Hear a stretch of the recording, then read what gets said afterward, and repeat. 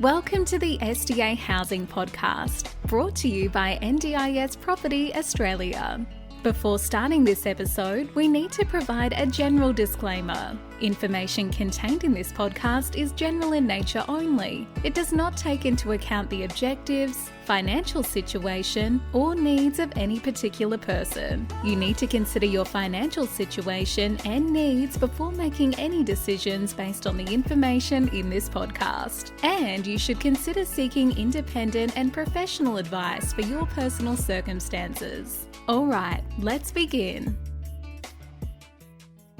Hello everyone, my name's Debbie from Ndis Property Australia, and you're listening to the SDA Housing Podcast, a show that explains, highlights, guides, and brings awareness about all things SDA in this ever-changing NDIS world. Today we have a new guest speaker, Uwe from Property Friends. Welcome, Uwe. Thank you, Debbie. Pleasure to be here. Yeah, now Uwe, you actually contacted us a few weeks ago, firstly with a wonderful testimonial for our podcast. Thank you very, very much for your kind words.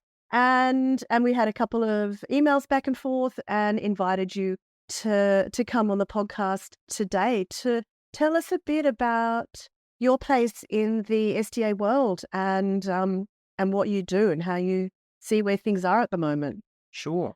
So if I can get you to start by telling us, how you got into this space. Wow. To cut a long story short, I've got a 25 years corporate background in large industrial projects. So I'm used to big deals. The last one that I did pretty much was a $1.3 billion complete project of design, supply, and put into service of trains and trams for Melbourne. But the higher you get on the corporate ladder, the less stable the ladder gets, so to speak. And my wife and I worked out that we needed to set up another leg of financial security to provide another income. So we got into property investment, as everybody does, bought close to where we were living and that sort of thing. Luckily, through the auspices of a great mentor and friend, became buyers advocates for the group. And back in 2016, got to the space where we identified the need for wheelchair accessible accommodation. Now, that was before the NDIA or NDIS was around. And I'm sort of a guy that is like a dog with a bone. When I've got a bone, I don't let go. It bugged me that you could get hundreds of thousands of dollars for a retrofit, but there was no money available for a purpose design and a purpose built. Mm-hmm. We got to a stage where, let's say, I've got an affinity to the disability sector, and we got to a stage where we said, look, let's do one anyway. Let's see how this goes, what is involved, what needs to be done, because it's a fairly complex matter. So we built in 2016 what I still call the first wheelchair accessible home in Cairns. We invest all over Australia, so we were working in Cairns at the moment, and we did one there. Yeah. Fair to say that it wasn't a financial success, but that was never the intent and the driver for that investment anyway. Fast forward to 2020, we have a team of investors around us. We fairly early on worked out that wholesale buying power is better than retail. So to take advantage of the wholesale buying power and the bigger leverage that you've got. And the team kept pestering me is the wrong word, but kept asking me to get a group deal together for SDA homes because of the great returns that are out there. 15, 20, 24%. Hallelujah, brothers. It's crazy. And look, I've seen this sort of thing happening with the NRES scheme. I've been running my business for 23 years, so I've been around the block a few times. And I could see coming that the NDIS SDA program, I don't want to call it a scheme, was something that was going to be ripped to shreds by the marketeers. And I didn't want to enter that space because I don't like shark-infested waters. Anyway, the guys were asking for those investments, and the only way I could protect them was to do a deal ourselves, with our service property friends becoming an SDA provider, because quite frankly, the SDA market revolves around tenancy. If you don't have a tenant with a purpose designed and built dwelling, there is no purpose, no income, and that's no good. Mm-hmm. So we took on to become the SDA provider as well. Didn't want to do that, but as I said, we believe in end-to-end processes, and some people call me control freak. I just like to make sure that the investments that we and the investors are doing are safe. So that's how we got into the SDA market. Yeah, we followed through with 2 units back in 2020 in Hobart, Tasmania, Tranmere. As often we were ahead of the market, and it's fair to say that we were too early. The substructure in Hobart wasn't there. The OTs didn't quite know how to write the plans. Funding was very difficult. So, but we learned, and then we followed through shortly thereafter with the first 2 houses in Townsville. Got 6 now there on the go, building another 4 around the traps. So, yeah, that's how we got into the market. Fabulous. And getting in early, I guess that definitely helped you learn a few lessons early on and how to get things right. And did we learn some lessons? Yes. We started off with build it and they will come. We built this As did everybody. fabulous homes. And that, quite frankly, doesn't work, as many would have found out. Now it's about location. It's about fit for purpose. We call ourselves a provider of choice. We are a niche player. We are definitely not a big player. Don't want to be. It's about quality of the deal, not about quantity. Absolutely. Yeah. Well, good to hear that that's your niche and you're sticking with it, and obviously had some success in doing that. Now, I want to talk more about the modular properties that you have started building and putting together. Can you tell us more about that? Sure, I'd love to. Look, when you're in the market, we tend to listen to the users. That's the participant. Now, it is clear that the group homes are being phased out. It is clear that the situation in the market, more often than not, even for a 2 or 3 bedroom SDA, has one participant in there. And that is not only a function of the oversupply in a lot of areas of the market, but it's also a function of most people prefer to live on their own. Some want to have community with them, but a lot of people prefer to live on their own. So for the last 5 years, we've been working on a modular concept, both in the SDA market as well as in the normal investment market, for a number of reasons. One, we can build a lot faster. We can build cheaper. We can eliminate site delays because of weather and all these sort of things. But most of all, because we can transport the homes, be they modular or volumetric, we can go wherever the need is. And that means that we have participants. That means that we have security for the investors. But moreover, we can service fringe markets that, I'll give you, for instance, I've got an inquiry for 2 homes in Charters Towers. Now, Charters Towers is about 250 kilometers from Townsville. It is just not feasible to do a knowledge transfer to a local builder for 2 homes. And no builder in their right mind from Townsville, when they are all flaming busy, will send a team to a location 250 kilometers away for 9 months. So a modular home, a well-designed and fit-for-purpose modular home, can fulfill that niche and can provide a solution to a need, can provide a gap and fulfill a gap in the market. Amazing. So your model on modular homes, I know we've spoken to a few different modular home builders in the past that are looking to do this. Your model's a bit different. You don't actually do the building. It's more the bringing it to market. Correct. we look after taking the dwelling from the manufacturer, that is from the port or from the production facility, and deliver it to the market.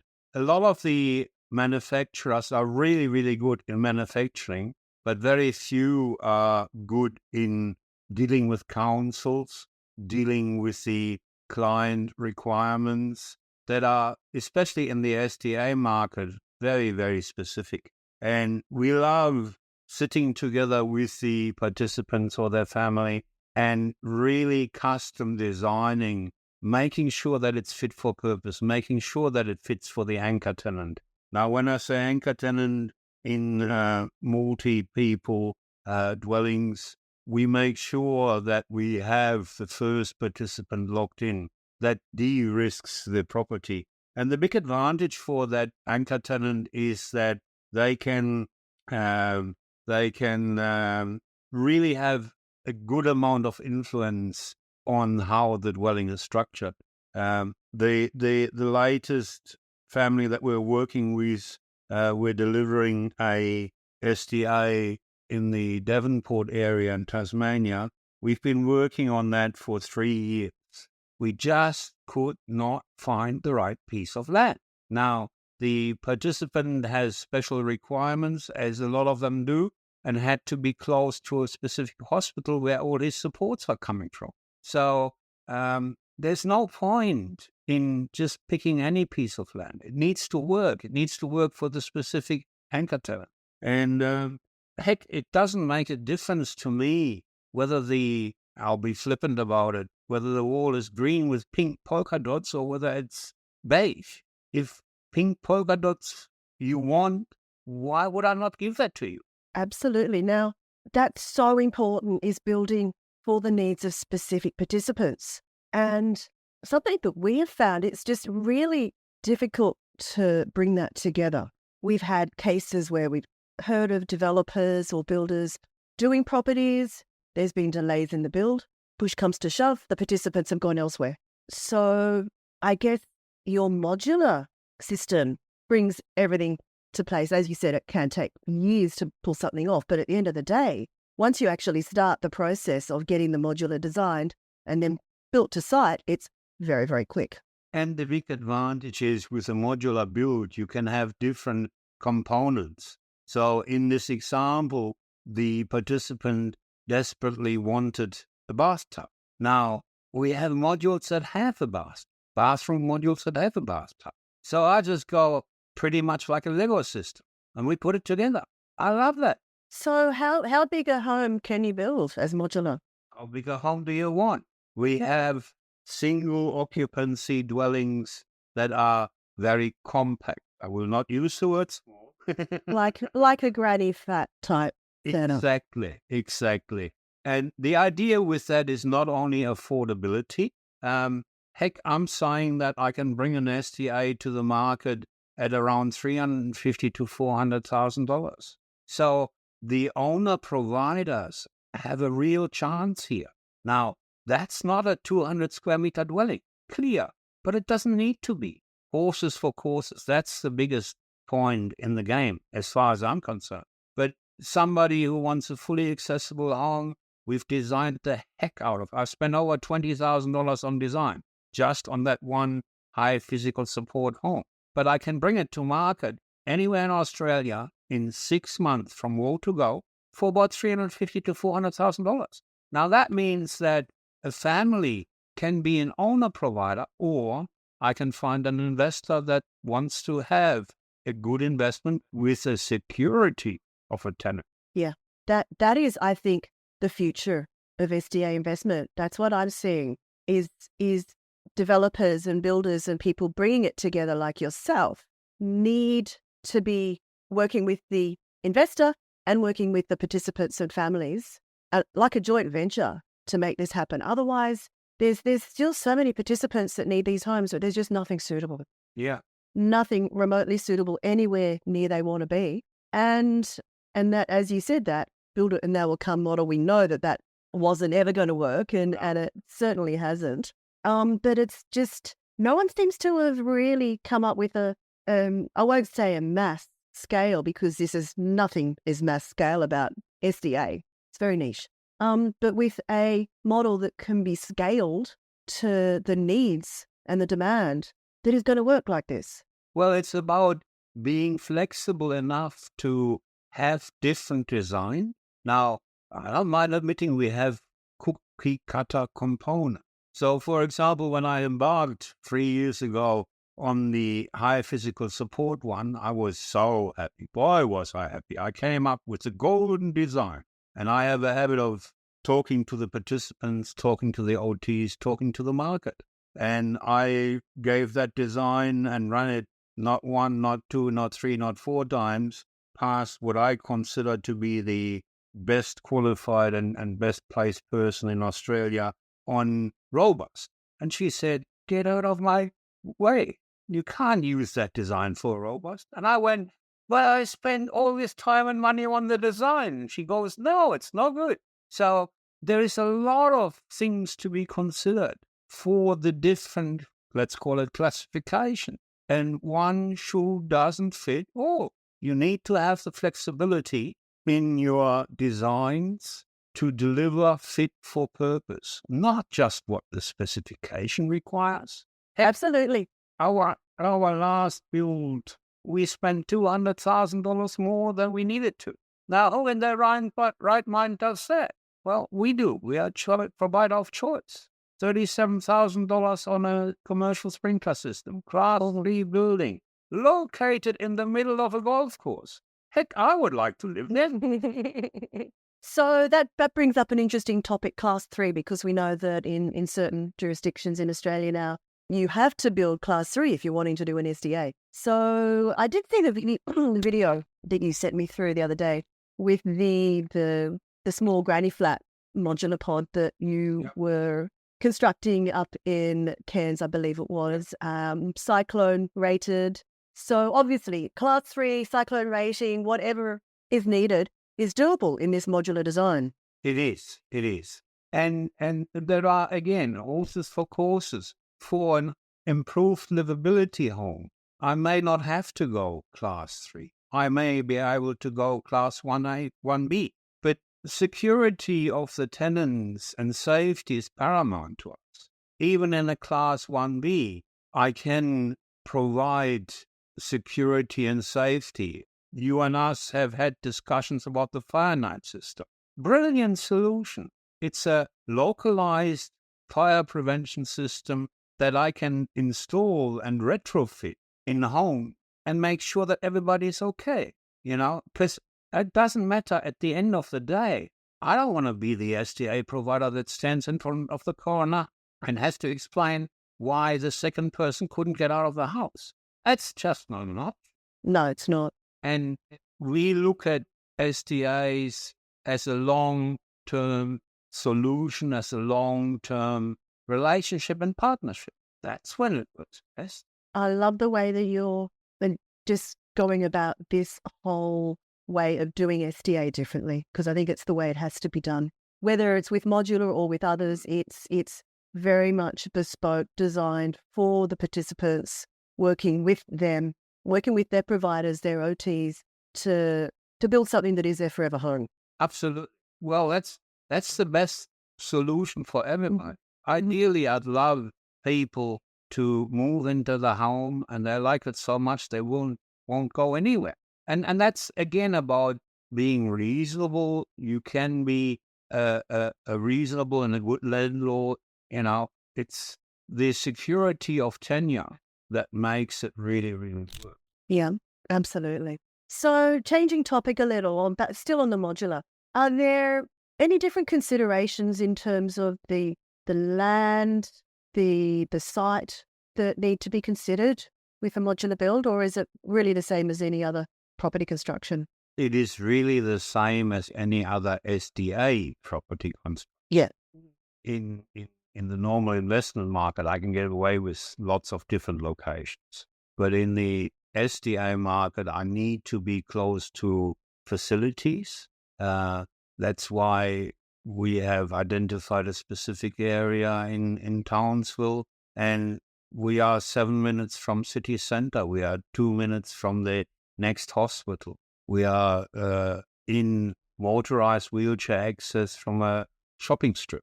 That's what's... Yes, the location is all important. Absolutely. And it's no good what the, forgive me, Spruker's doing, finding the cheapest piece of land somewhere in Wuppertal where there's no facility. I mean, look at the disaster of Western Melbourne. I know. It's you can see it coming. You could see it coming. And that's why we are a provider of choice. We only do SDAs where we really see the need, where we really see the occupancy through an anchor tenant, and it makes so much sense in my view to sit down and have decent discussions about what do you really want, what do you really need, what can we afford. And heck, I don't mind admitting at the end, somebody's got to finance the thing. So, I mean, I'd love to build 300 square meter mansions. But if we can't fund them, they're not going to be built. So there is a reality that comes in. Absolutely.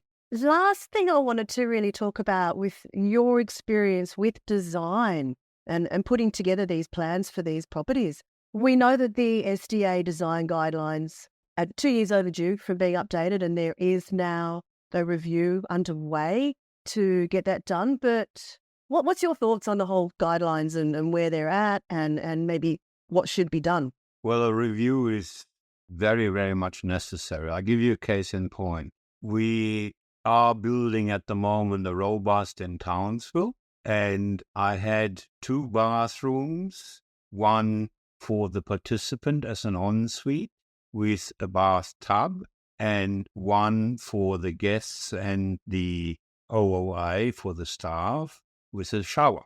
Now, according to, and I call it high-level discussions, with the certifiers, one cannot have a participant bathroom without a shower. So we were forced to go from 2 bathrooms to 1 and had to make it a 2-way bathroom to fit in the shower and the bathtub. Now, that's where I'd like to see reality and the application of the fit for purpose to be more on the forefront. The other thing is the hiatus or the often clashing between the standards. AS 1428.1, the SDA Design Guidelines, the NCC Guidelines. I can give you 3 or 4 topics where they are clashing something horrendous. And that means that you have to come up with specific solutions that are authorized, deemed to comply, which cost money, but which also cost a lot of time and effort. And that's just with a bit of thinking, a bit of aligning of the standards can be avoided. And I'm sure that some of those compromises are just that. They're not necessarily the best design, the most common sense. Absolutely. Solution. Absolutely. Yeah. Yeah, look, I totally agree, especially I think when it comes to robust. The design guidelines are very lacking in Yes. they're currently providing for guidance for people designing these properties. Yes, very much so. And look, I think robust is a specific area in a specific area. It's a niche in a niche. And I don't mind admitting I didn't want to go there at the beginning either. Once I've cut my teeth on a number of SDAs, and we saw the lack of, again, fit for purpose of robust build. And it is a specific area, and it is a high risk area for the investor, because just about invariably there will be some damage, and most of that comes back to the investor. And good luck if you find an insurance company that covers that. Indeed. Well, hopefully with this review we will see some positives come out of that and some much better guidance, and that they do align more closely with the other codes. That'll be great. It would be great, wouldn't it? Indeed. I think we got about a year to wait. I think that they're saying it's going to take 12 months Good thing for this process. Yeah, they definitely do.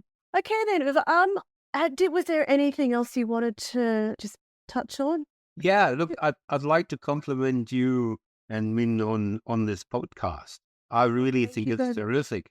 The breadth of information and the spread, you giving people the opportunity to look at the same subject from different angles.